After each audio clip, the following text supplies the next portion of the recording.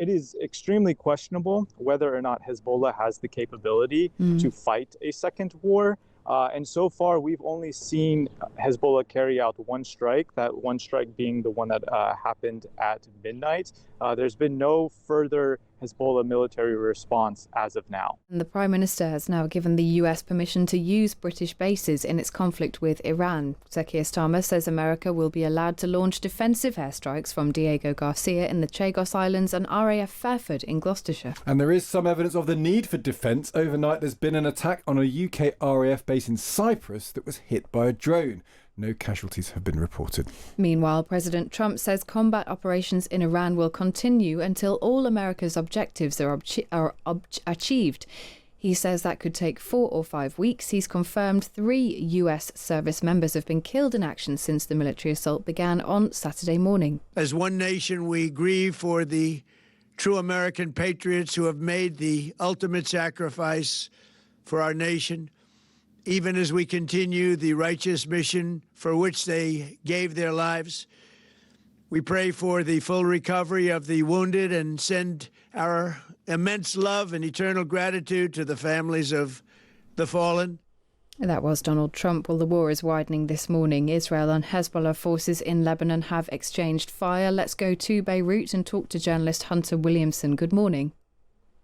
Good morning, Kate. Thanks for having me. Well, thank you for joining us. What is the situation where you are there in Lebanon?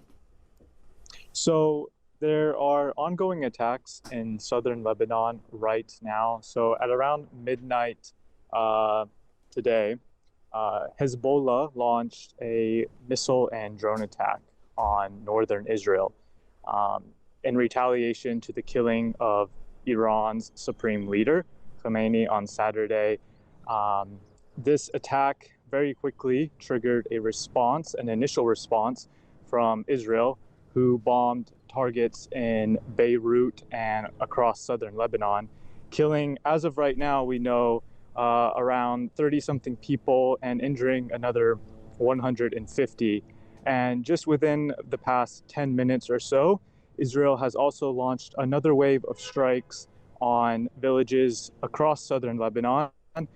There is also an Israeli surveillance drone that is now flying over Beirut, possibly to be looking for Hezbollah targets or areas to strike. So we're seeing a resumption of hostilities here in Lebanon.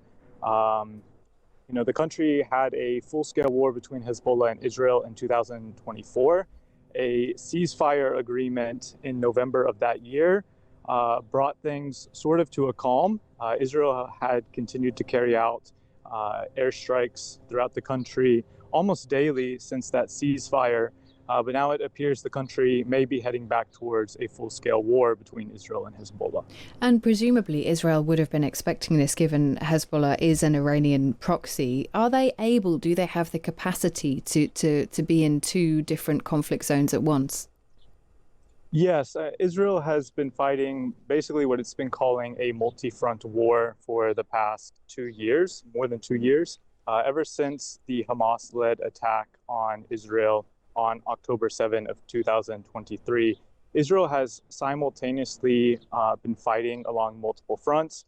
It was waging a very bloody and destructive military campaign in Gaza, while also fighting Hezbollah here in Lebanon, and also engaging in hostilities with the Houthis in Yemen, the Houthis being another Iran-backed group that is allied with Hezbollah and Hamas. So Israel is very much capable of fighting sort of on multiple fronts, but it should be noted that this conflict is perhaps more intense than the conflicts or the fighting of the past 2.5 years.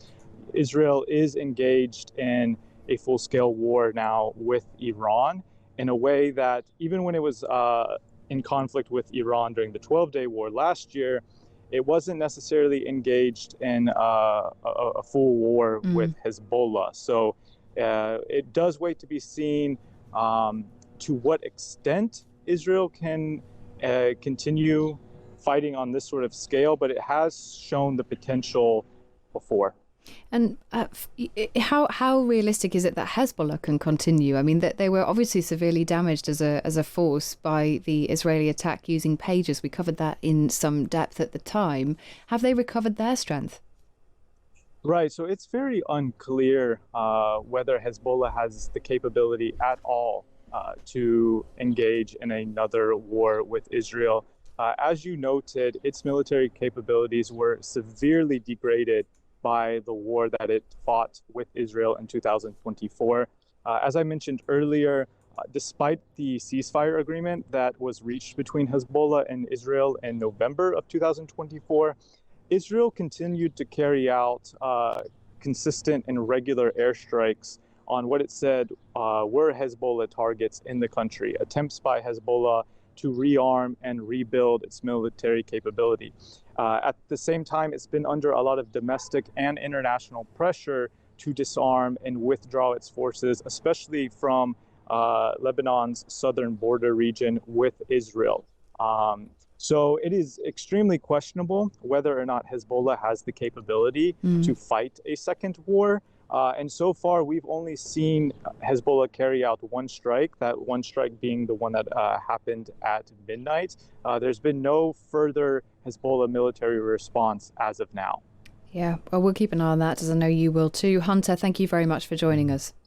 Thank you for having me. That is Hunter Williamson there in Beirut, and that news that there is now increased fronts, I suppose, in this war. Perhaps not unsurprising, but it does show you the scale. And there's some fantastic reporting in the Times today about all of the links between these countries, about the proxies, about the support for Iran, and crucially about the religious element to this. There's a fascinating article by Roger Boys about the sort of the reality on the ground and why this might draw in more countries than people expect. And we bear this in mind all the time. Iran is the main Shia country in the Middle East. Most of the other countries that surround it are Sunnis.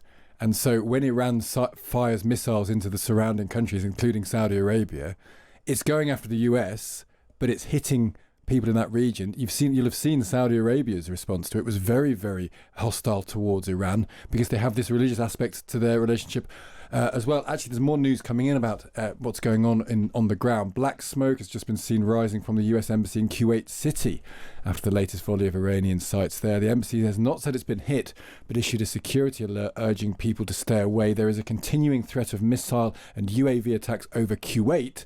Do not come to the embassy, the statement said. And we're also seeing video from Kuwait of a fighter jet crashing near a US base. The video shows a jet on fire and falling in a tailspin out of the sky. The video suggests that the jet came down near that American base in Kuwait.